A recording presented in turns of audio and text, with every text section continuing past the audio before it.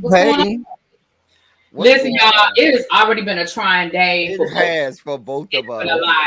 We are But starting. We are starting so late. I apologize if anybody was waiting for us in the chat. Oh, honey, it's and been a good. you know what's so interesting really be the stuff that we have to talk about today is very serious and important. And I think that was the that was how your grandma said that was just the Uh oh, did I devil. lose you? That was just the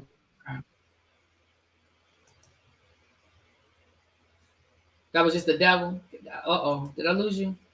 And Streamyard has been acting up today too. So we're trying to bring you guys a show even in the midst of the chaos because StreamYard is acting up. You there, LT? I'm here. Can you hear me? Yeah, you froze up, but I don't know if it's Oh, you or okay. the StreamYard because It might have StreamYard been is me. It might have been me. okay. Um, But yeah, but what I was saying we was definitely have some stuff to bring out today. that's just the devil trying to hurt us because we have some very important topics today. And if it's anything, anytime we ask you to share, if today is the day to share, because we really do have some very important information that the public needs to hear. We have those days really be where we try to say, hey, pay attention to this because this is coming down the pipe. Today is one of those days. Pay attention. We're going to focus on one state today. Well, that's not the only state we're doing, but there are two stories from one state today where you need to pay attention because this is coming down the pipeline. And this will be another one of those videos that we've done really be where we say we told y'all way Mhm. back when, because this stuff is being streamlined and moving at light speed through legislatures across America. Yeah, So please agreed. share the video out. If you, for those of you who can, put it on your Twitter, your Facebook, your Instagram, and wherever else you do socials. Please and thank you very much. But yeah, we do have some important stuff. Do you want to start with the grading scale, or do you want to? Where do you want to start? Let's get the greatest skill out. Let's get that out the way. Let's dispel that myth and rumor. Or do you want to wait till we get a couple more people to do the grading scale myth? Well, we have people that catch the replay, so I mean, either everything Yeah. we're sharing is important, so it really doesn't matter. Yeah. So Yep. let's just get into this grading scale. Now, I don't know. Again, don't know if this was a StreamYard thing, but I tried to upload it as an overlay, and for whatever reason, it would not let me upload it. So I'm just gonna have to share my screen. I downloaded it again. Yeah, for some reason, it's not showing in my downloads for me to be able to upload it as an overlay, but it's okay because I Wait, have it. send it to. Oh, I was gonna say I would, but I can't. It won't let me do it because I'm not logged in. Yeah, it's okay. We're just going to share our screen real quick. I downloaded, like I said, I don't know if that's a StreamYard thing or it's just my computer thing because I never really have an issue with that. I've never had that problem before, but it's okay. We're going to look at it. So there was a conversation about this grading scale. Can y'all see it? I shared my screen. Can y'all see it? Yes. Okay. First of all, this is misleading, and which I think has a lot of people maybe upset or confused because this is misleading. It says public school grading scale. Well, here's the problem: there is no universal public school grading scale, and so I think that number one, that's the first problem that I'm having with this LTD. Oh, wait a minute, hold on, sorry. Um, The second problem is it says that this was posted by a mom on Facebook that said the following. Let me read it. I want to make sure I get it right. I don't want to misquote the mama. Um, hold on. Okay, here it is. It says, when did this become the recommended grading standard? I guess my child doesn't have to work so hard anymore to get an A. Now, the way that that's written, I don't know if that was a ha ha LOL or if that was, yes, I'm glad my child doesn't have to work so hard to get an A. I'm honestly not sure, and I don't want to put anything on that mother that she didn't mean. But let me just say this, and then I'll let El Teddy speak to what he, if there's something he wants to add, subtract from it.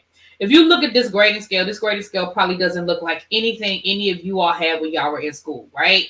It is absolutely ridiculous unless you are currently working in the public school system and you know that this really isn't as ridiculous as it looks. A is from 100 to a 84. A B is a 84 to a 64. Now, up until about anywhere, a six below Mm. was always an F. Let me just say that. And if you were on a 10-point scale, then below a 60 was an F. But now you can get a 64 and still have a B in a class. That is absolutely ridiculous. A C is a 44 to a 64, and a D is 24 to 44, and then an F is a 24 to a 0. Um, My school district where I currently work does not have this as a guide. However, they have adjusted the grading scale to a point where it is virtually impossible for a child to fail the class. I mean, the child has to damn near never come to class all 4 quarters for them to fail. They've instituted policies that really make it hard for a teacher to mark a child down. They've asked us to give kids a 50% if they even try. And again, they call it a good faith effort. And that's one of those catch-alls because what is a good faith effort to Dr. L. Teddy, and what's a good faith effort to me, Miss Really B? That may not look the same, So the other part of this, where the parent said, "When did this happen?" Again, I don't know if she's saying this in jest or if she's saying this seriously, but again, these types of things do not happen unilaterally. Letters do go out to the parents. School boards have meetings, their PTA conversations. So this didn't happen in a silo. And if it did, well, let me not say it didn't happen in a silo. This should not have happened in a silo. Let me say that because we know that school boards do what they do. But I have to, again, this is what we've been urging you guys, is to be diligent, to be active, to be a part of what is going on your local level, in your schools, in your communities, in your districts. And I'm gonna leave it there. Elton. You know what this is like to me? This is like, I'm going to give you a sports reference. This would be like having practice all week long, and then when it get time for the game, having touch practice, no pads all week long. But then when it gets to the game, you're now playing full on tackle with pads and everything. You know what happens at that point? The player is not prepared for the actual game. And I feel like when we have these things that happen and you say, "Oh, just give effort," and you'll get credit for things, or just make an effort and we'll pass you along. Then what happens is the foolishness we see happening, and I call it foolishness sometimes, but you see this in workplaces all over America now.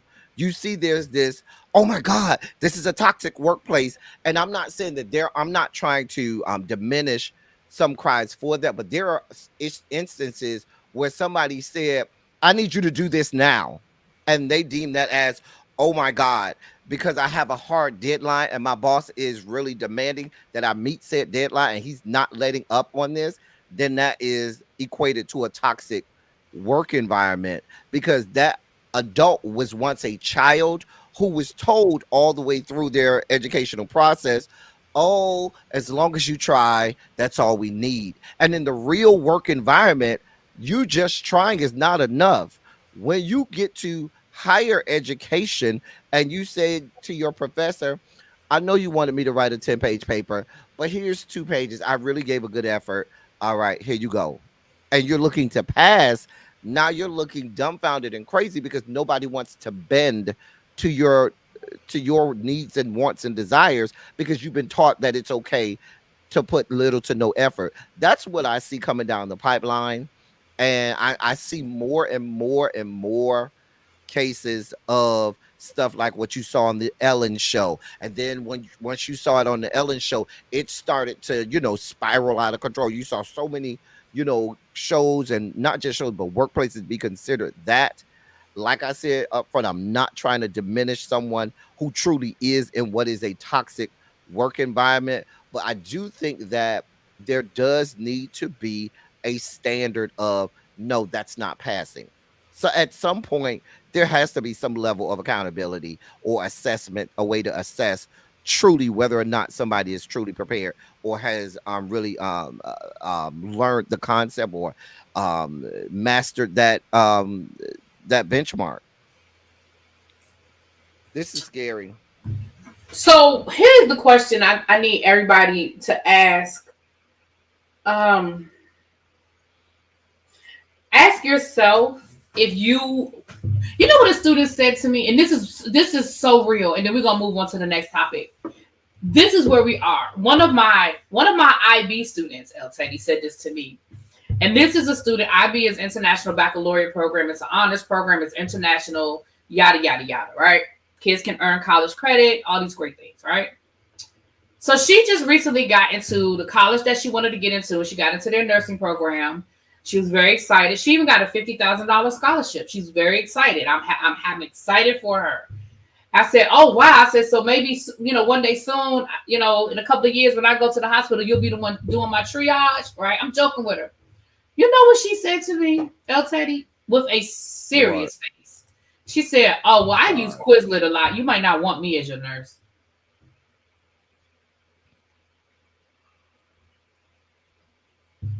So what we have instilled in these students is just getting to the other side. We have not instilled in them the need to actually know the information that they are being taught. Verbatim, hey, Verbatim, where you been, boo? Hey. She said, it's sad as a parent I have to teach civics to a 20-year-old. C. Watkins, shout out one of our fellow educators. I'm just saying that the first round of No Child Left Behind children are in the workforce, and we are teaching their children in elementary school so many excuses. You know what, C. Watkins? Oh my gosh, I think you just unlocked something for me that I have been trying to figure out. You know what?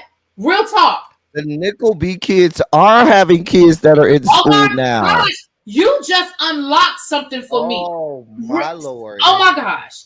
Because what have I been saying, El Teddy, for the last, probably since you've known me?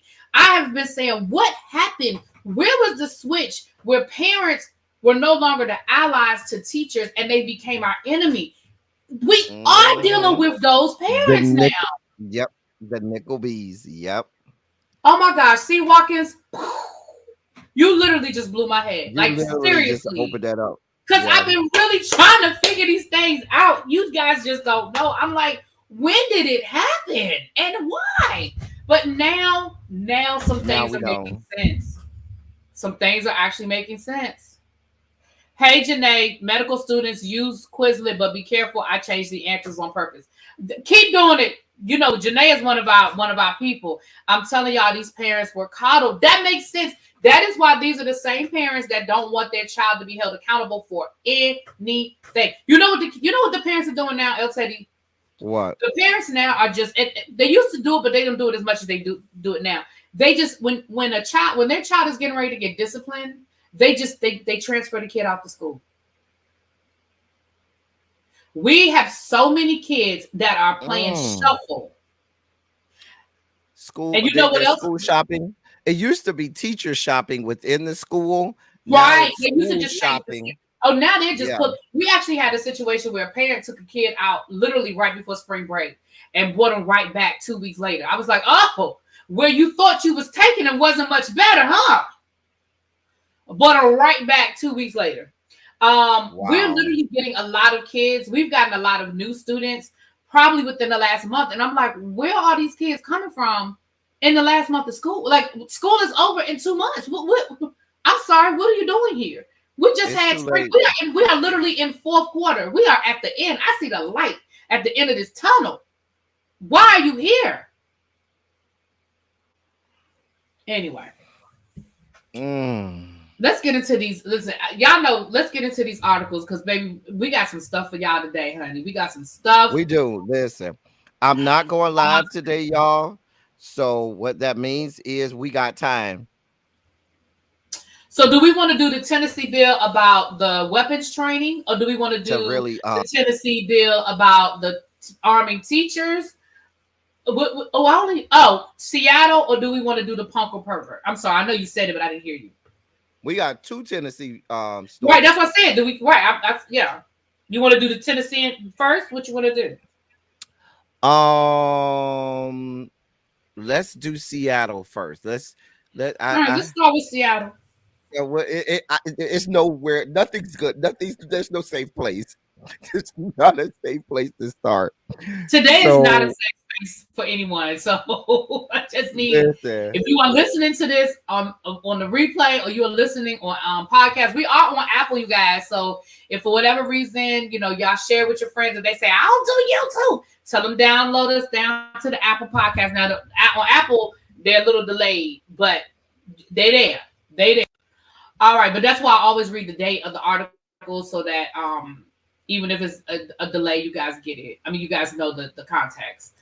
Okay, what is going on? Oh, that was a me thing. That wasn't a look. I was Gary Blank stream y'all for that too, but that was a really me. That was human error. That was human error. All right. All right. So let's get into these things.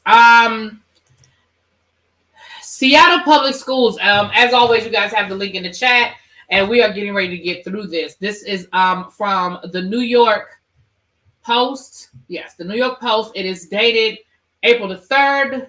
It was last updated at 10 a.m. on April the 3rd. So let's get into it. Seattle Public Schools shut down the gifted and talented program for being oversaturated, with white and Asian students. Seattle Public Schools is dismantling its gifted and talented program, which administrators argue was oversaturated with white and Asian students in favor of a more inclusive, equitable, and culturally sensitive program. The district began phasing out its highly capable cohort schools and classrooms for advanced students in the 21-22 school year due to racial inequalities. The program will completely cease to exist by 27-28 school year, with a new enrichment for all model available in every school by 24-25 school year. The program is not going away. It's getting better, school officials said on the district website. It will be more inclusive, equitable, and culturally sensitive. In particular, students who have been historically excluded will now have the same opportunities for services as well as every other student and get the support and enrichment they need to grow. The enrichment program currently only allows students who placed in the top 2% on standardized exams to be placed in the program. The students would then be sorted into one of 3 elementary schools, 5 middle schools, and 3 high schools. But in 2020, the Seattle School Board voted to terminate the program after a 2018 survey found that the students in the highly capable cohort were 13% multiracial, 11% Asian, 3% Hispanic, and just 1% Black. Nearly 70% of the students were white. Numbers would suggest that within our city, predominantly white children are more gifted than other cultures and other cultures and races. And we know that to be absolutely not true. Under the new program dubbed the Highly Capable Neighborhood School Model, teachers will be required to come up with individualized learning programs for all 20 to 30 of their students, a task for which they argue they do not have the time or the resources as the district faces a $104 million budget deficit. What? Okay. The district said it is working to provide teachers with curriculum and instruction on how to make it work. But an estimate from the 2020 suggested an enrichment for all program will cost the district $1.1 million over the first 3 years. One teacher said she worries it will become more difficult under the new program to teach math to students with a range of abilities, and that the whole classroom approach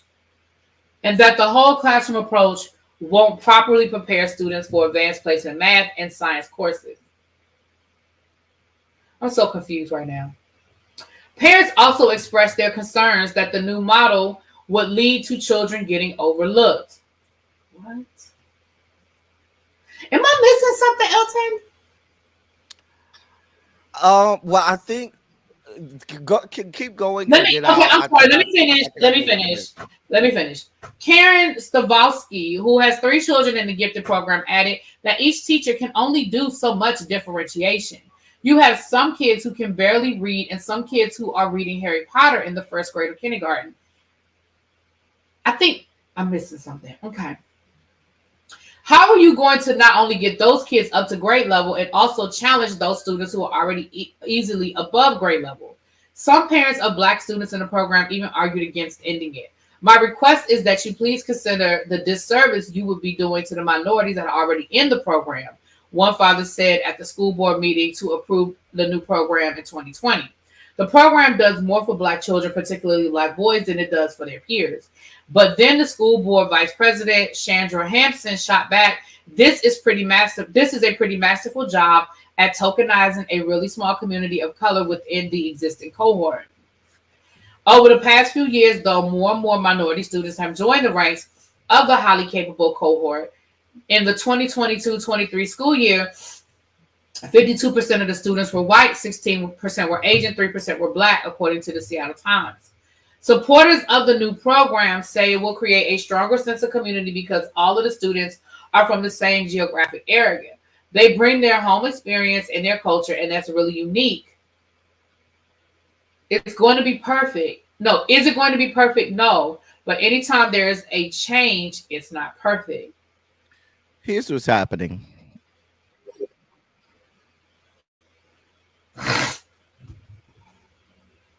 They're everybody's in the general ed class, but that teacher has to differentiate with all levels. So there won't be any more advanced in the elementary and middle school levels, I should say. This didn't, and this pretty much centered around elementary, not too much middle school, but from what I understand, it's supposed to be the same for middle school, but it doesn't affect high school. That's why you had the one teacher talking about preparing for advanced placement. The problem is they want the one teacher with their 20 to 30 students to differentiate between between special needs, ELA, and gifted uh, higher advanced studies, gifted, higher learning students, higher functioning students. So they're doing away with that program completely in elementary school.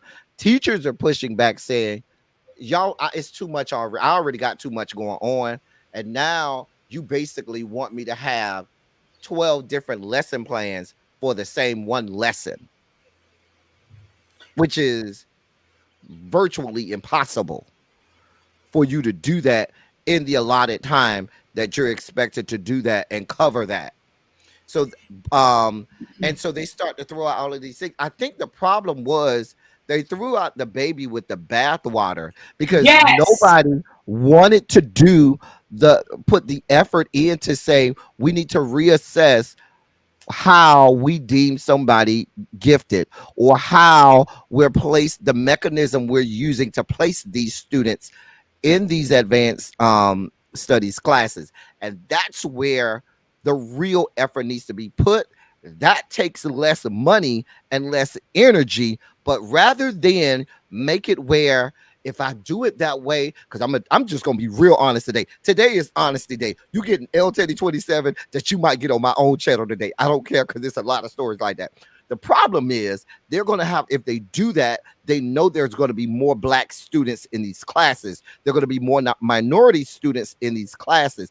And so what they did was, instead of making it equitable and making it where you truly did have a true scope of whether a child is deserves to be in this class, they say ain't nobody gonna be in it. Rather than us putting more minorities in these programs, nobody gonna be in it. And Because then they try to cloak it as, oh, well, we don't want the other students to feel like they're not. We want it to be a community. We want everybody to feel involved and informed. No, what y'all want to do is continue to be bigoted racist and discriminatory and cloak it out from something else. Because I promise you, if you come up with a real and true mechanism to truly assess where a child is, you will have more minority students in there. But you don't want that. So here's where I'm confused. And I mean, I'm sure you kind of just said that, but here's where I'm confused. As I'm reading the article, what it sounds like is it didn't sound like the program itself was the issue. It sounded like the method that they used to identify students to be in the Absolutely. program was the issue. So why not reevaluate the standardized test that you are using? Like you said, they threw the baby out with the bathwater. The program may, again, based on that article, who got in the program didn't seem to be an indication on how well they did once they got in the program. Had they said that once these minority students got in the program, they could not handle the workload and they could not handle the rigor, that's a different conversation. But to say, well, we chose the kids based on this standardized test, for you not to say, well, the standardized test might be the problem, that is where my issue is. Don't play with me and give me all these flowery words. Oh, it's going to be more inclusive of everyone's culture. And teachers, we just want you to write. Basically, what you just asked a classroom teacher to do was to create a individualized education plan for every single student they teach. That's bullshit. It's no way. No freaking way. First of all, there's no way to do that. It's And that's absolutely bullshit. no way. And then for you to do that, the amount of time that's going to exhaust to do that. Like So that's my issue. My issue, or at least from where I sit, my issue is not even with my issue is not even with the program itself, because I don't have enough information about the program itself to know whether it was discriminatory towards minorities. It sounds to me like the way they're getting in the program was the problem. And oh for a yeah, parent that to say, absolutely was the problem. right, and for the parent to say, oh, well, we have some kids that can read Harry Potter and some kids that can't even read in the first grade. That's a general classroom that we all deal with. Do you not think that every single classroom teacher in the world, certainly the United States of America, we've all dealt with that issue, especially in a general education class? So again, I don't have a problem. See, here's this where, like you said, this is Truth Day, and this might be where some of y'all might get mad at me. I don't have a problem with the idea of tracking. I have a problem with the way the data was used. I have absolutely no problem with having a track of this track, of that track, and of that track. I have a problem with the fact that you took the kids that were in the low track and put them in the basement and said they couldn't learn. That's my problem. But I have no problem saying, hey, these kids came into school and their parents read with them every night and they were able to read and write their name and they knew their colors and they knew their numbers. And you know what? Maybe they don't need to be in the same classroom as kids that don't know their colors and kids that don't know their name. Because what ends up happening is that the kids that know it already get bored and then they become a behavior problem. And now you want to label them and now you want to give them an IEP because now you're saying, oh, well, they're a behavior issue and they don't know how to act. When really they're just fucking bored because they came to school ready. I mean that goes back to, and we talked about this when we did the lives on students with disabilities. We know how this goes. You have Billy and Johnny. Billy is, when he acts out, is, oh, he's just he's extroverted, or oh, he's just they find all of these colorful terms for him. But when Johnny does it, now Johnny is a miscreant, a delinquent. Billy gets placed and gifted because he's eccentric. And when you look at an EP that they use for gifted students, they only write the strengths on there. They're not even allowed to address or put on that document where their weaknesses are. Whereas on an IEP, which they use on students with disabilities, you're only allowed to put the disabilities that you're going to try to accommodate. So it's Mhm. focused and centered only on that child's weaknesses, whereas on the gifted child, it's focused only on their strengths. And so you have two separate depictions of these Absolutely. kids, and black and Absolutely. minority students get placed as students with disabilities, whereas the more of your white and Asian students are placed as gifted students or students with higher learning. All Mhm. of them are in the special ed program, but they're on opposite ends of the spectrum, and they are treated differently, assessed differently, and are reported on completely different on purpose. And that's what we're dealing with here. That's essentially what we're dealing with. And this is in Seattle, Washington, one of the bluest areas. That's why I be trying to tell y'all, these people are racist everywhere. It ain't just in the South, it's every damn well. Okay, this is where me and LTD, this is where we split. I wouldn't use the word racist. I would say that rather than deal with the real problem, you say, fuck it, we're just going to throw it out. Rather than really deal with the real problem. Because the real problem isn't the program. The real problem is how you're getting kids in the program. But, neither here nor there. I call it racist because when the blacks when you told me the problem was it wasn't enough minorities. So instead of trying to find the right mechanism to be inclusive, you say just throw the whole program away because we don't need no more minorities in this program. That's what it looks like to me. That's what it sounds like to me. Okay. But y'all know I'm militant, angry black man apparently. No, I mean I understand your point, and actually, as I was thinking, I was like, as you were talking, I was like, no, no, yeah, I see that. You know what I mean? So like, I take back what I said, erase what I said. Moving on. Oh shoot. All right. Well, where do you want to go now? Let's save Tennessee for last because Tennessee is gonna cause me a whole sugar spike. So this is one of those moments where I wish I could play music. So I would play like Tennessee, Tennessee. All I don't. right. Yeah, let's do Tennessee last. Okay, so we're gonna do Um, the punk or pervert no, conversation. what I was saying, let's do Tennessee last. I don't know if it's me, but I'm freezing really bad on my end. I don't know what's going on. I don't know It might either. just me, or it might be stream. I don't know if it's me or stream y'all or what. All right, well, we'll do the punk or pervert conversation because the last two articles are both of them are Tennessee. So, um, Tracy said, "But militant angry man fits." It does. It does.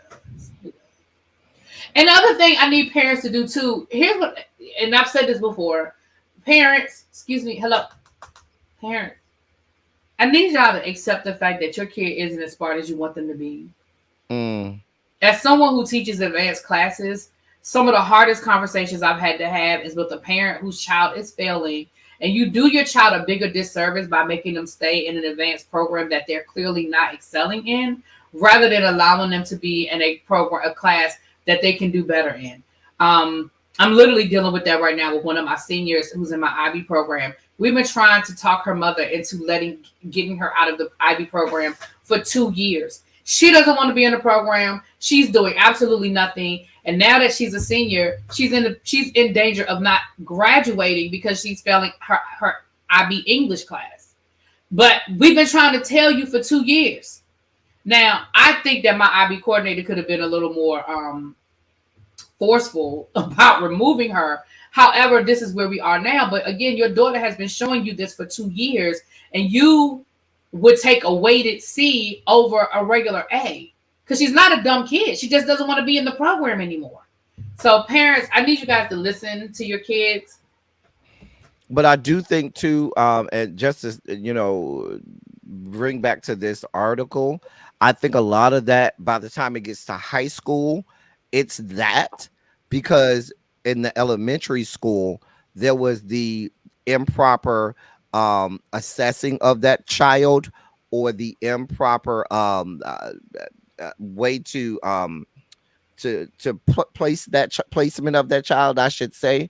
And what happens is there's certainly differentiation in the instruction then, and there's differentiation in how it's looked at. So it starts in elementary school, because you may certainly have a child that truly is, when they're young, very, very talented and gifted. They get to the school and they're not seen that way, and they're not instructed that way. So then you have those lapses in education that happen year after year. So by the time they get to you in high school, the parent is still looking at little, you know, little Serena, when she was 5 and 6 and super intelligent. The school failed them, and by the time they get to high school, they're not seen that way. So then you have those lapses in Oh, Peter froze education up, you that guys. happen year after year. Uh-oh.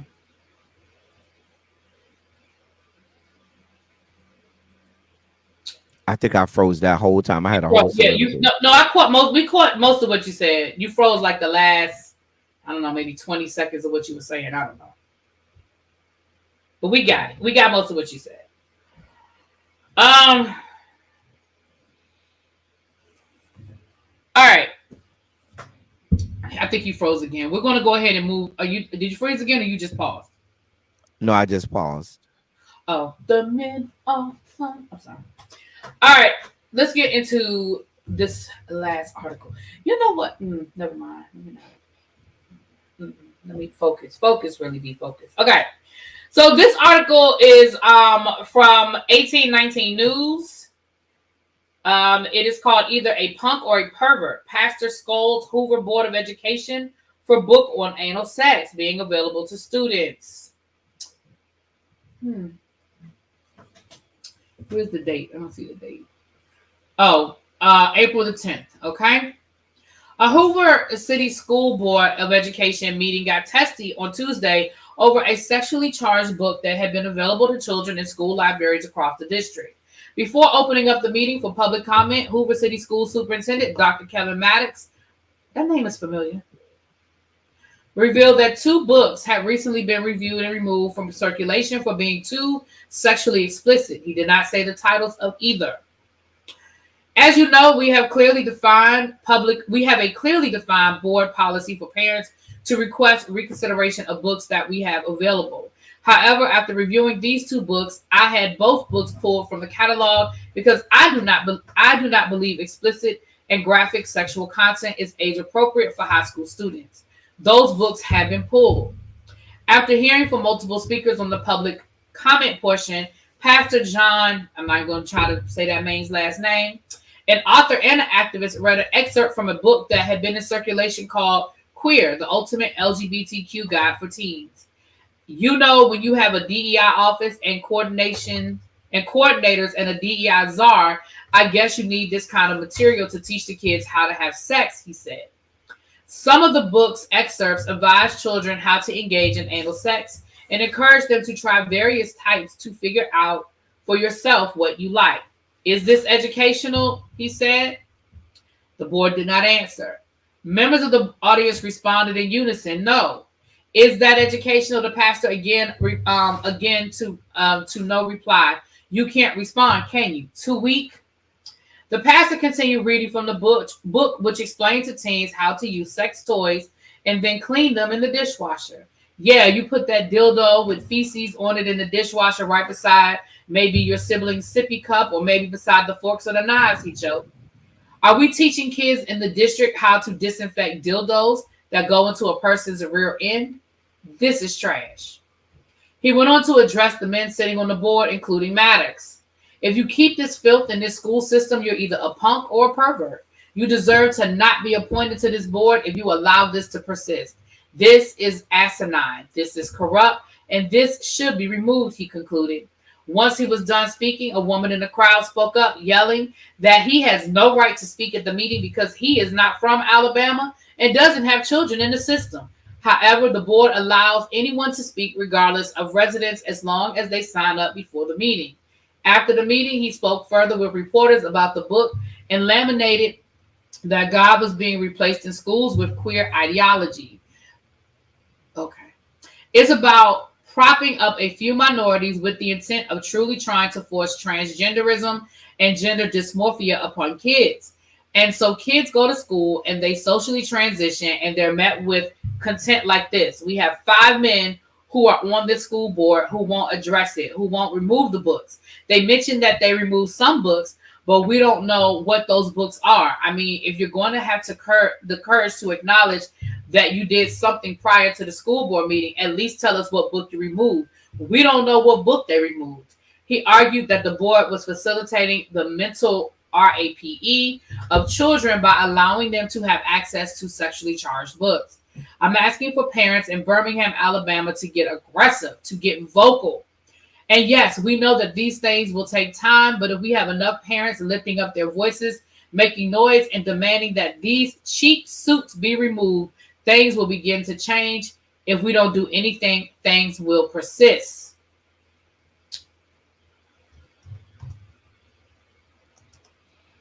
I'm going to just say this and then I'm going to let El Teddy speak. I need to see this book for myself and I need to read the excerpts for myself because I'm not going to go by his interpretation of what he said was in that book. However, if what he said was in the book, that I support removing the book from the school library. Now you may speak. Let's be clear. Let's be clear.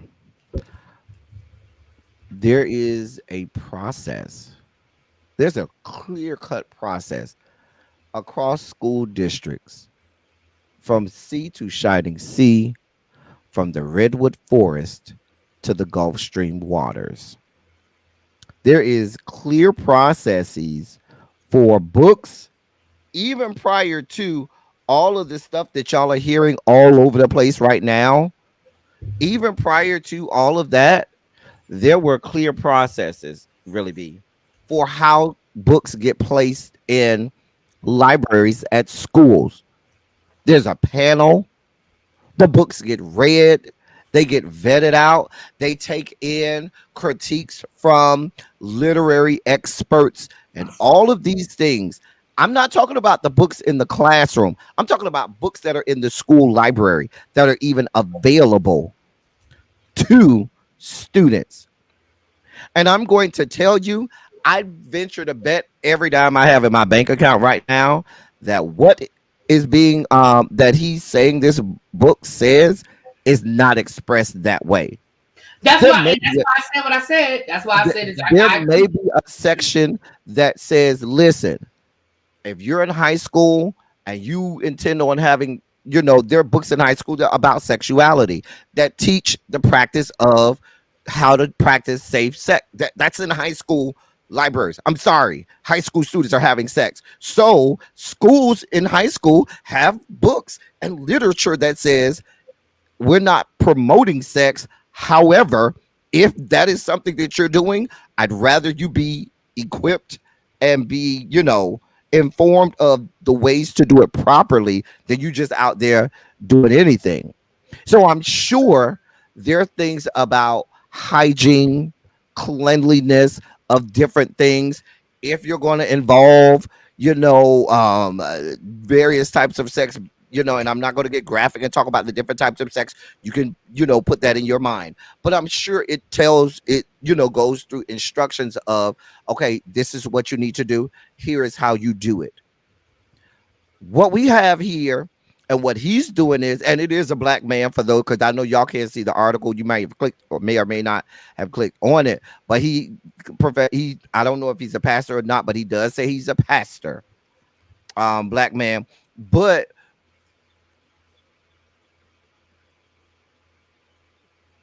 he froze up. Oh, there you go. What he's doing is no different than what we see happening with Moms for Liberty.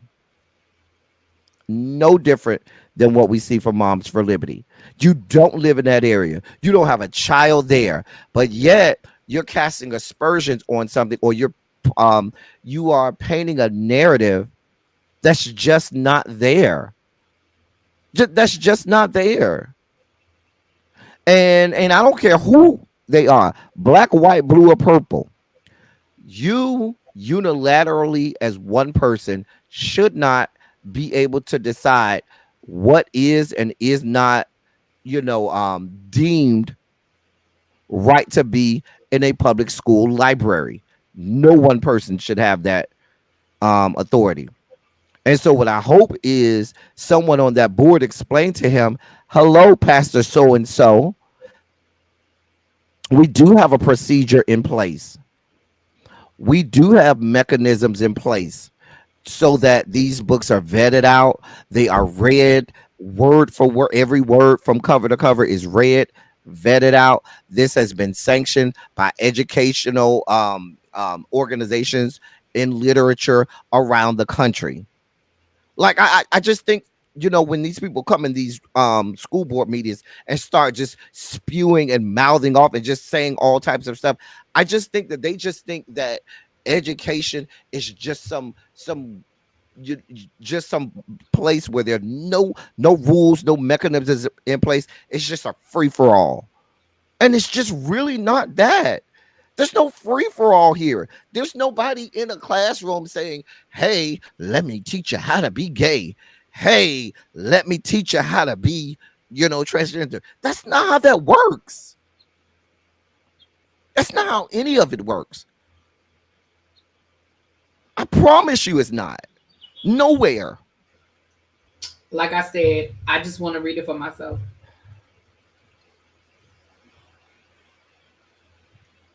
Mind you, he didn't even mention the title of the book. I understand. That's my, again, I'm agreeing with you. I'm No, just no, saying. no, no. I know I'm not. I know this is not towards you. No, What I I'm know. saying I know. is, No, no, no. I'm not taking it that way. what I'm saying is, if you tell me, oh, y'all have a book in the library and it says dot dot dot dot dot, my first question is what? Well, what is the book? Because if Hmm. you can't even tell me the name of the book, you just you drawing straws out of the air to make a point, to be discriminatory for no apparent reason, because you just have this. I don't know. I really, really be sometimes wonder what they think is going on in classroom. Like, I'm just so like the things that people are really trying to, put on. Oh, these horrible things are happening in schools are not happening. They're not. It's just not. You can go on any school, any state Department of Education's website and see every standard or benchmark that is to be taught in every course that is taught in the entirety of that state. I'm done. A I'm with punk you. or a pervert. A punk or a pervert. Really? First of all, I would have sat him down. He would have got gavelled down and sat down right there. So we're not going to have that kind of language up in here. We're not. That's what we're not going to do. We're not going to let you come up here throwing out throwing out names and punk or pervert. We're not gonna let you come up in here with this foolishness. Listen, I'm with you. Like I said, I need to read it for myself. I am with you. I agree with what you're saying, El Tady. I don't think I don't believe that I believe that the book is written the way in which he is speaking on it. Um, but yeah, moving forward. Well, we done made it down to Tennessee, El Teddy. God help us. Tennessee is trying to get in the game. That Tennessee, that's what I named Trying. this. But I'm just saying, I named this episode. Tennessee is trying to get in the game. They like put me in, coach. I mean, they've been in our top five, but they trying to get in the top two. All right. Now, I don't know if they're gonna be able to surpass Florida or Texas, but they sure are trying. Let's get into. We have two today for Tennessee. Which one do you want me to start with? I mean, both of them deal with the firearms, but which one do you want me to start with? The the firearm training for schools, or passing the bill to armed teachers? I mean, I Let don't know which one. the age appropriate gun training. All right, let's talk about it. I'll be putting the link in the chat.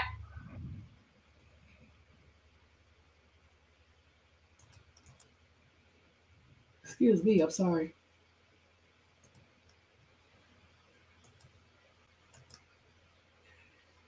Okay. So this is coming from the Tennessean. We have read articles from the Tennessean before. But let's get into this one. What just happened? Oh. All right. Sorry. I don't know what's going on. My eyes are watering. Okay.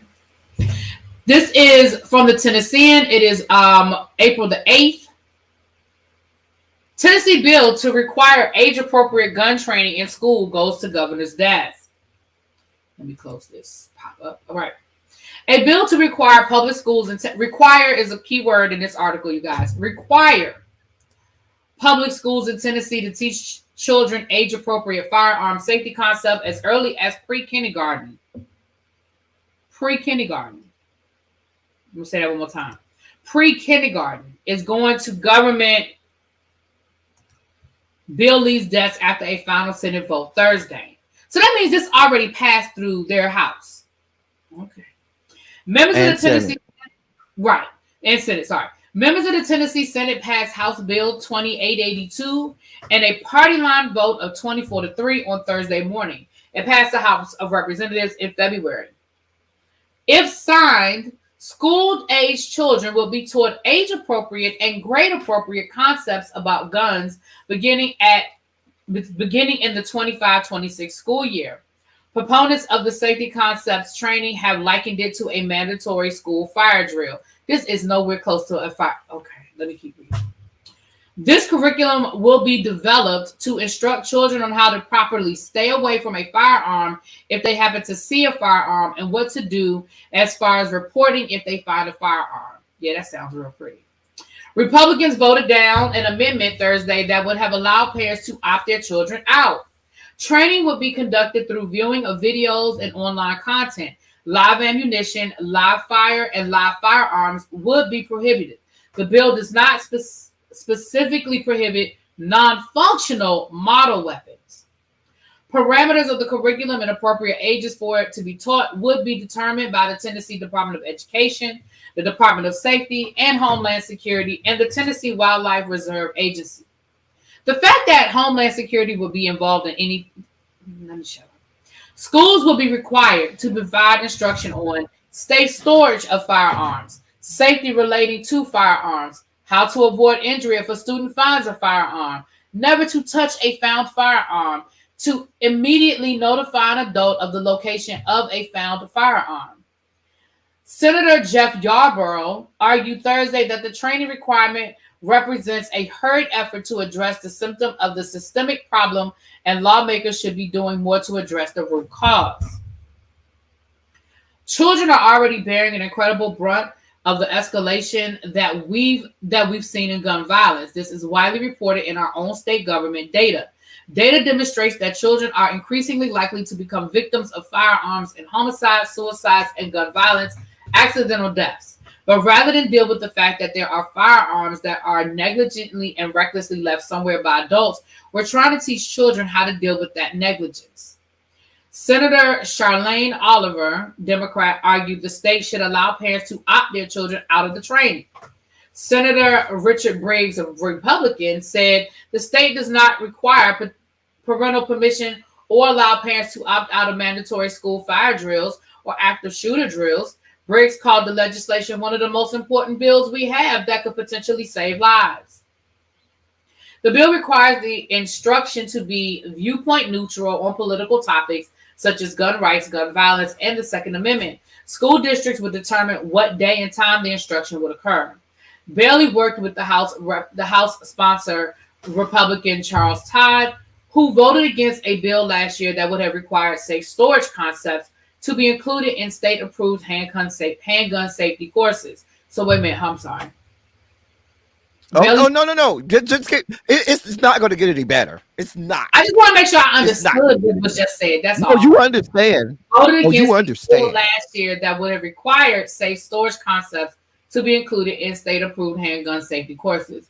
The bill, which became law despite Todd's opposition, also directed the state to provide free gun locks to Tennessee residents on request and exempted gun safes from sales tax. The bill now awaits Governor Lee's signature.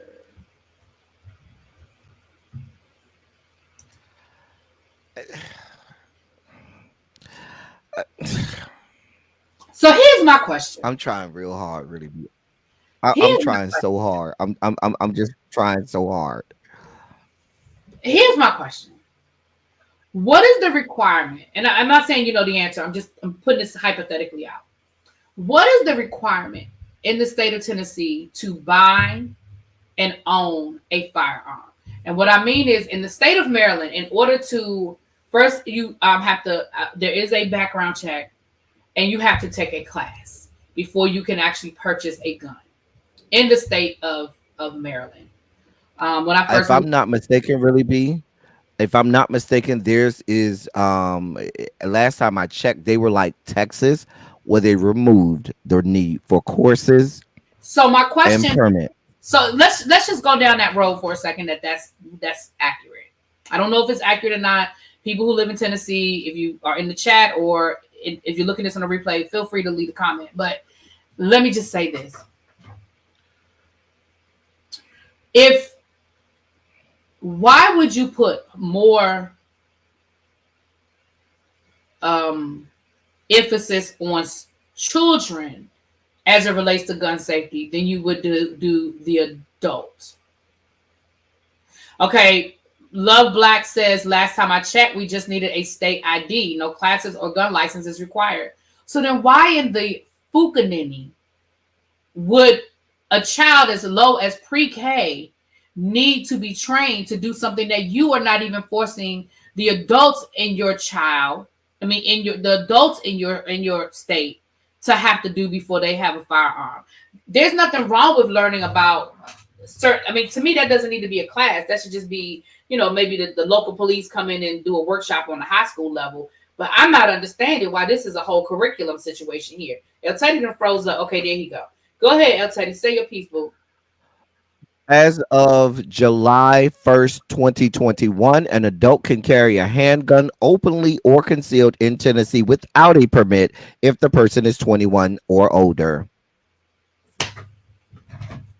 That is the gun law in the great state of Tennessee. I knew it was that way. I knew it was. I but I wanted to make sure I wasn't wrong. But when I looked it up, that's the current gun. That's current gun law in the great state of Tennessee, the volunteer state, where now we're volunteering to have our children slaughtered. There's no such animal, really, be as age appropriate gun instruction for children because even according to your law, a child cannot have a gun.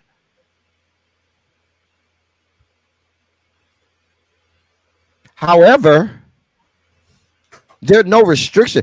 Ain't nobody around here saying, make sure you take this class. Make sure you're not at someone who has, a history of mental illness. Make sure you're not, someone who's been convicted of violently, violent, crimes against other people. However, we want to make it mandatory for children as young as pre-K. Allegedly, oh, they need to know what to do with a gun if they see it. Why do they need a class for that? I'm so confused. I'm confused. Why is there no class for the people purchasing the gun? That's my point. Like, you're gonna put a gun, you're gonna put a class on a child when you won't even put that same requirement on an adult. That's crazy as hell. Poor El Teddy, he keep freezing up, y'all.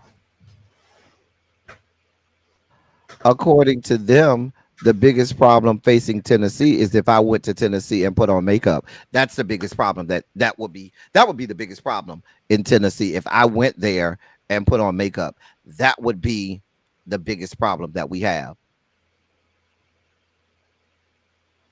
Mind you, here's where the shit doesn't make sense, and I apologize for cursing. However, y'all are the ones preaching and screaming from the rooftops about parents having being able to have the right to say what's going on in a classroom, then on the in the next breath you say a parent doesn't have the right to say um to have you not train their child on how to use a gun. A parent can't tell you, I don't want my child to learn how to use a gun. They don't get a chance to opt out of that. But they can opt out of sex education. They can opt out of their kid learning about evolution. They can opt out of that.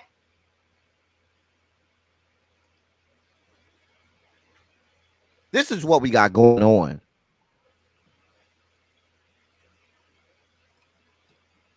Like this it rings hollow when y'all are screaming about, oh, my rights as a citizen or my individual rights, this, that, and the third. But then you pass these sweeping laws and tell people you don't have the right to opt out of that. Really?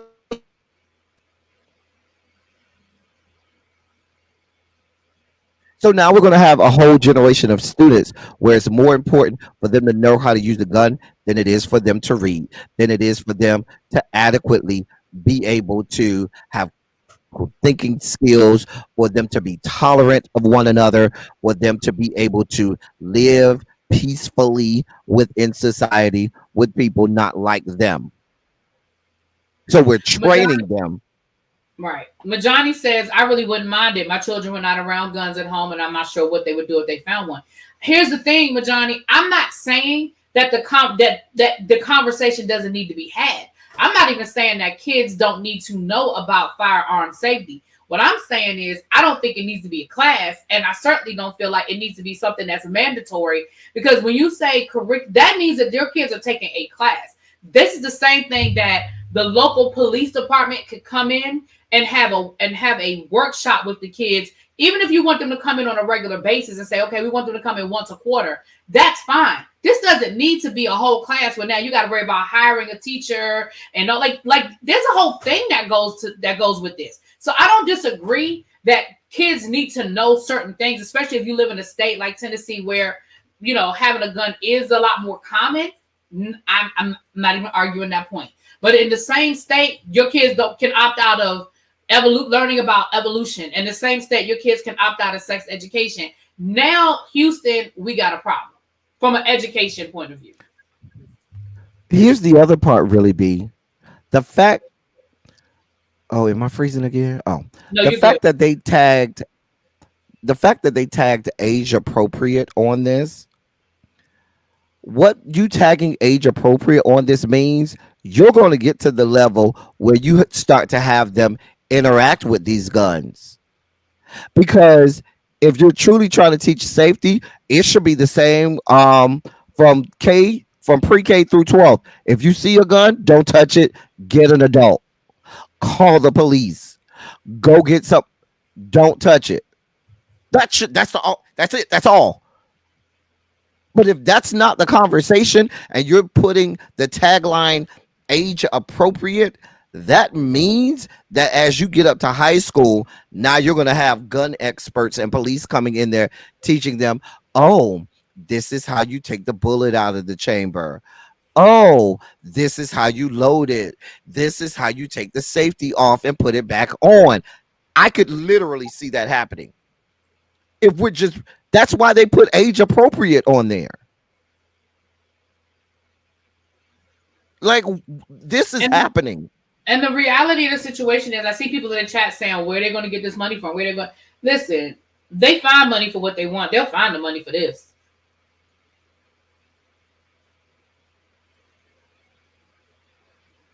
They'll find the money for this. But if they find said black person with said gun, or they're going to find out real fast what happens with those guns. Even in an open state like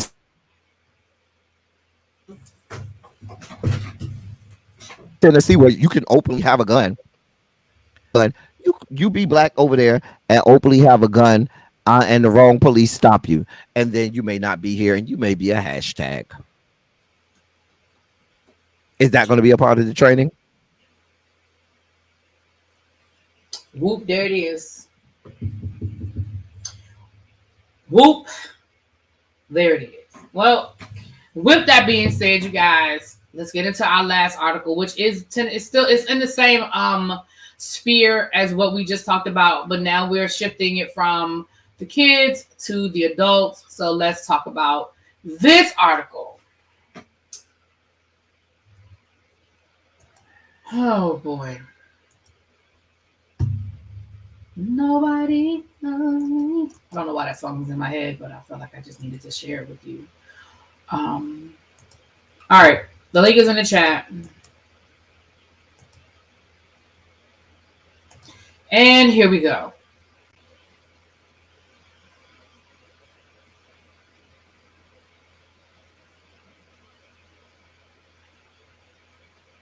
I'm sorry. I'm looking at the wrong article. Okay. Oh, there it is right there. Okay. I had too many tabs open. This is coming from Chalkbeat, Tennessee. The date is April the 9th.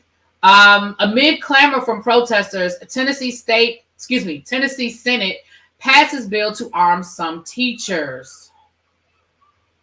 Oh, Lord. Amid outbursts from gun control advocates in the Specter Gallery, Tennessee's GOP-dominated Senate passed a bill Tuesday to allow some teachers and staff to carry concealed handguns in public schools. The vote was 26-5 vote along partisan lines. Lieutenant Governor Randy McNally ordered the gallery cleared of protesters after issuing several warnings before the vote, but many of them refused to leave despite the urging of state troopers and warnings that they could be arrested. Some held up signs and said, "We're still here." And 1 year later, "Are kids safer?" Referring to Nashville's Covenant School shooting, in which an intruder unalived 3 children and 3 adult staff members in March of 2023. Others chanted, "Vote them out and let them teach," as it took nearly 15 minutes to resume the debate. "People were damn mad," Nashville mom Carol Buckley Frazier told the Chalkbeat later. Some wonderful amendments were introduced to try to craft something better out of a horrific bill, but every one of them got tabled, by the Republican supermajority. "We couldn't even believe it," said Frazier, who came to the state capitol to show her opposition to the bill. A group of parents from the Covenant School were also in the balcony, but were allowed to stay, wearing school colors with their ribbons pinned to their chests. They had to have steady presence on Capitol Hill since the shootings to meet with they have had, I don't know why. Okay, sorry, y'all. To meet with legislators, attend committee meetings, and advocate for gun reform. The legislation what is wrong with me? The legislation still awaits a vote by the full House. If it passes there, Tennessee will be on the verge of enacting a law that most teachers and parents oppose. The latest results from the annual statewide poll conducted by the Vanderbilt Center for Child Health Policy found that school safety is one of parents' top education concerns, but significantly fewer parents, and yes, when asked if schools are safer when teachers are armed. However, some rural lawmakers have sought the measure for a decade to help districts that can't place an armed law enforcement officer on every campus, most recently due to a shortage in the profession. The bill, co-sponsored by Senator Paul Bailey of Sparta, Mississippi, the heat of the night, shout out. Rep. Ryan Williams of Corkville lays out specific conditions before any school employee could carry a concealed handgun if they're not a law enforcement officer. For the first, local district and law enforcement agency would have to agree to pursue such a policy. Second, interested teachers and school staff would have had enhanced handgun permit and would have to complete 40 hours of certified training in school policy at their own expense and pass a mental health evaluation and an FBI background check. That training would have to be renewed every year and that the teacher was carrying. Parents would not be notified if their teacher is armed.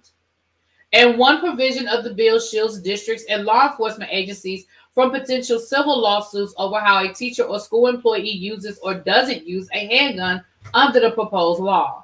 In remarks on the Senate floor, Senator Ramesh Akbari, a Memphis Democrat, noted the irony of any legislation blocking a parent from being notified about a gun in their child's classroom, given that many GOP-backed laws passed in recent years to restrict curriculum and library material under the banner of parental rights.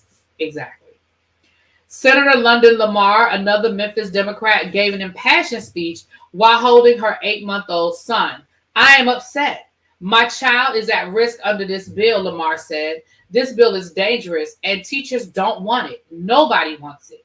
Bailey, the Senate sponsor, said the provision about notifying parents is intended as a deterrent to potential intruders who would not know who is armed and who it.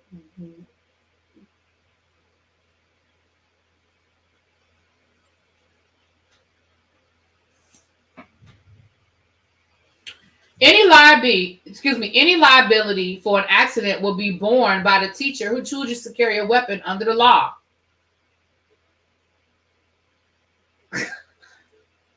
I am so But you just said they can't be civilly, they wow. can't be, put under civil lawsuit. Wow. I am stuck. Let me finish the article, y'all. But I am stuck. Senator Ken Yeager, a Kingston Republican, spoke in favor of the bill.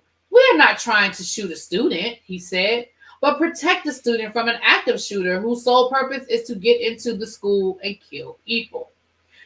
But Claire Jones, a Williamson County mom and hospice nurse who was at the Capitol on Tuesday, saw it differently. When you ask for stricter gun legislation and they actually loosen the laws, that feels intentional. Who is running? Jones, who is running as a Democrat for the House seat currently occupied by Republican Gino Belicio. How did we come from a tragedy like Covenant to this point? You can track the bill's status on the General Assembly's website. I don't know if I have the words. Is that me or El Teddy, y'all? I think that's me.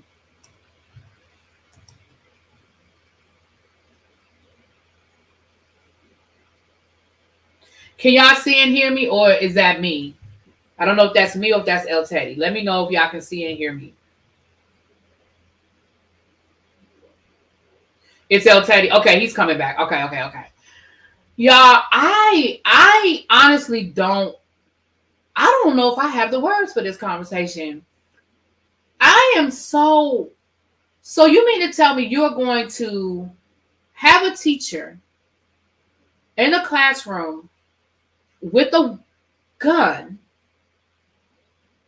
and you mean to tell me the parents don't have a right to know?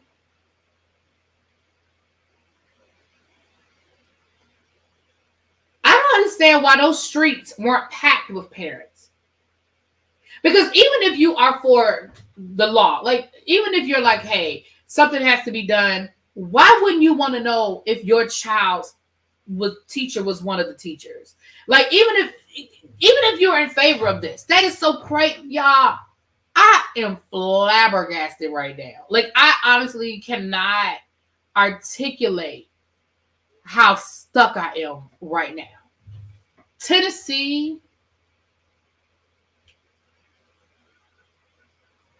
Wow.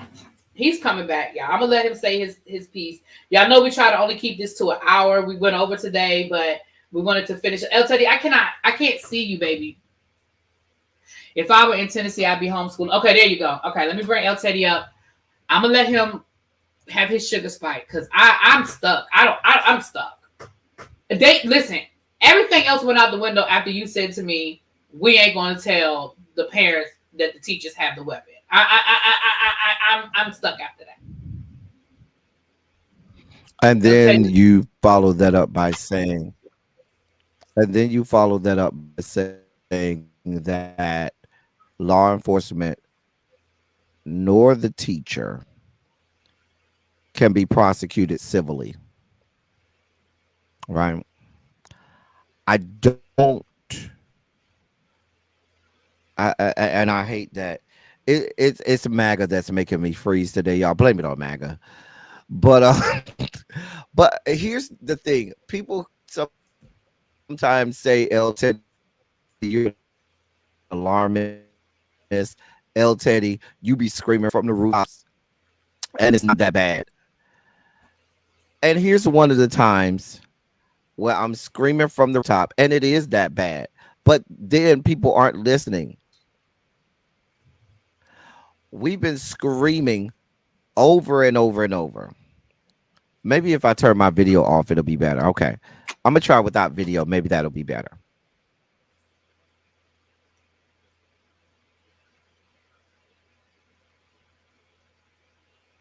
Really, can you hear me? Can y'all hear me?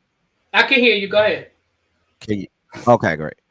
What I'm saying is, I'm gonna just keep my camera off. Maybe that'll work better. But what I'm saying is, the problem is this: these people have been allowed to do this stuff to go further and further and further. The problem was a lot of people said, I don't like the blacks. I don't like the LGBTQ people anyway. So that's not affecting me. So I don't care. And I kept saying, when you allow things to happen, by the time it hits you, it's too late. They already have precedent. They already have several examples of how and why they're going to do what they want to do because you allowed it to happen. I'll give you a perfect example, really being the situation with Daryl George in Texas, the young man with the hair situation. Remember that? Mm-hmm. That didn't start. Um, the reason that they have the whole hair length portion had nothing to do with black people in dreadlocks. It had everything to do with trans girls, and they don't want boys to have hair that was equal to the length of girls for that reason. But because a lot of black people said, well, my issue is not, that's LGBTQ plus people issue, that's not a black issue. What happened is, when put in place, it affected black people. And that's why I always say, what affects one minority, when you don't fight for one minority, you then are going to end up being the next target. And I say that to say this: when we allow these people to run roughshod in these state legislatures and get away with doing all of this stuff that they're doing, get away with all of these sweeping laws against whole groups of people, get away with all of these laws saying what was and was not going to happen in schools, when parents was like, yeah, because you can't tell me what is and is not going to happen in my child class, and all of this, that and the third. Mind you, you have people who have went to school, been educated. Many have not only bachelor's degrees, master's degrees, specialist degrees, doctoral degrees, working in education for decades, establishing and setting standards for pedagogy year after year, only for someone to be sitting on their couch, come to a school board meeting and say, yeah, I don't think I want that to happen. And now you can erase all of that. You say, oh, I don't care about black history because that ain't my story. That ain't got nothing to do with me. Well, now you've opened up Pandora's box, and now they're doing what they want to in the schools. Please be clear. Because I promise you, you know what's going to happen next, really be? Then you're going to start to see the religion come in. Now it's going to be, oh, you have to be taught creationism, and there's no evolution is completely out, and you don't even have the option to opt out of certain things if they want to indoctrinate. They were preaching they didn't want their kids indoctrinated because they wanted to be able to do the indoctrination. That's why they fought so hard. Oh, they're indoctrinating our kids. The problem wasn't the indoctrination. The problem was who was doing it. And as long as it wasn't them, they had a problem with it. But now that it's them, it's okay. I'll be right back, Uh, y'all, Teddy. well, we're here. We're here. We are right here. Because I promise you, here's what's coming next after that. They've already started rewriting history. They've already started it. They're going to force your black students to learn improper history. They're going to teach.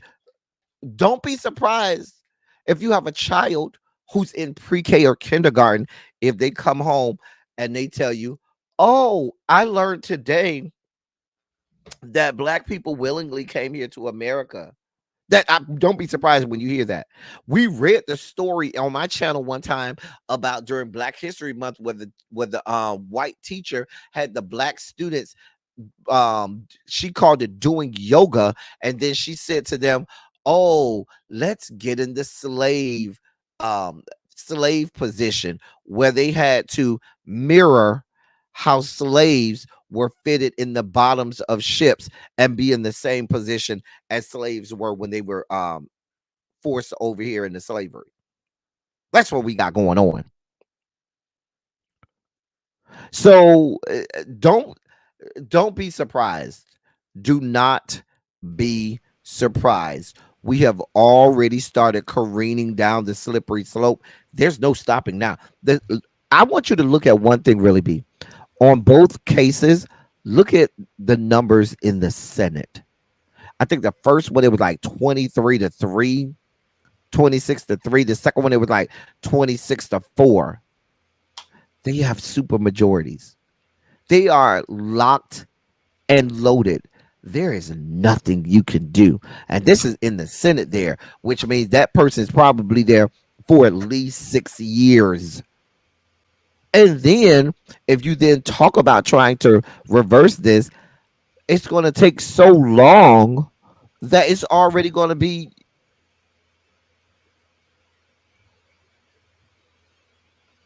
the tube Uh-oh. really be it's back in the tube.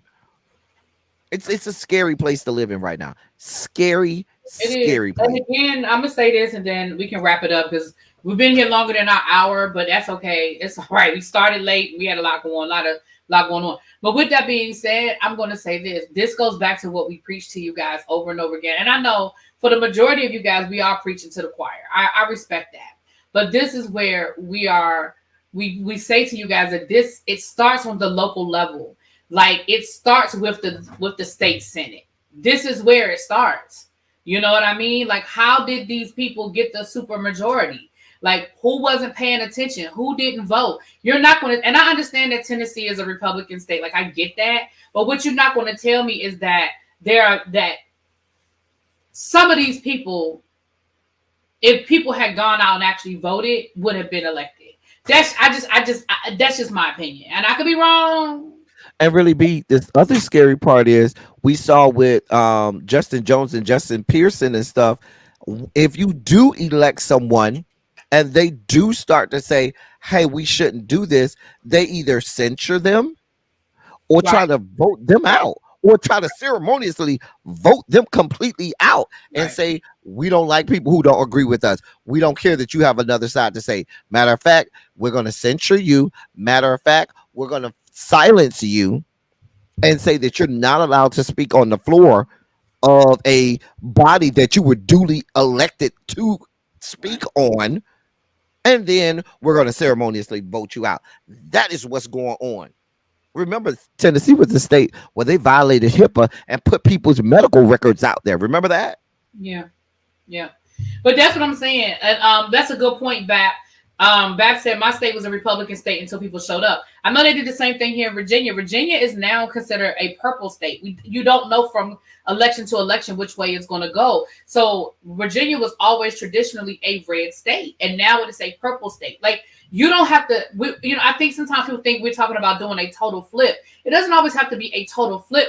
But if you can put the pressure and you can make people think a little bit, make people work a little bit harder for the vote. You know what I'm saying? I mean, we get it. Some districts, and we know gerrymandering and all of that. Some districts are just going to be what it is. But to have a 24-3 partisan line split is ridiculous. Especially when you have large cities like Nashville, Right. Memphis, in these places. And I'm Exactly. sure those are not the only areas where you have, where you can get some leeway here and there. That means that's totally gerrymandered. Yeah. Totally. Yeah. I mean, hell, Memphis alone. Shoosh. And even the outskirts of Memphis, not just Mhm. Memphis proper, but the outskirts of Memphis. But so with that being said, you guys, we're gonna wrap it up. Please continue. I'll definitely be looking forward. Sharice, if you send me that article, let me know because we definitely want to read through the article out of California dealing with with trans students. Definitely want to follow that. And with that said, with you guys, I appreciate you. Our subscriber count is going up. It's been listen. This has been a slow moving train, but it's moving. Okay. So if you are new here and you like what you hear, please subscribe and share it with your friends. Tell them to come on over and join us. If you're catching this in the replay, thank you so much. Share it out. We appreciate you. And what you got, El Teddy? I know you're not going live tonight, but you have an interview tonight at 7:30. I do have an interview at 7:30 It's tonight. already 6:30. Is that right? Yeah, it's already 6:20. Oh my gosh. Okay, yeah. Well, I didn't want to. I wanted to go live, but I didn't want to step on your toes with your interview. Yeah, I have an interview at 7:30, so it Mm. is what it is. I'm gonna get it out the way, but yeah, it's already 6:20. God. Cause Anyway, I got to run an errand real quick, so I don't know what time. Maybe I won't go live tonight. Then I don't know. Maybe I'll just do a couple of pre-record, just upload some pre-records. I don't know. All right, you guys. all right, y'all. Peace.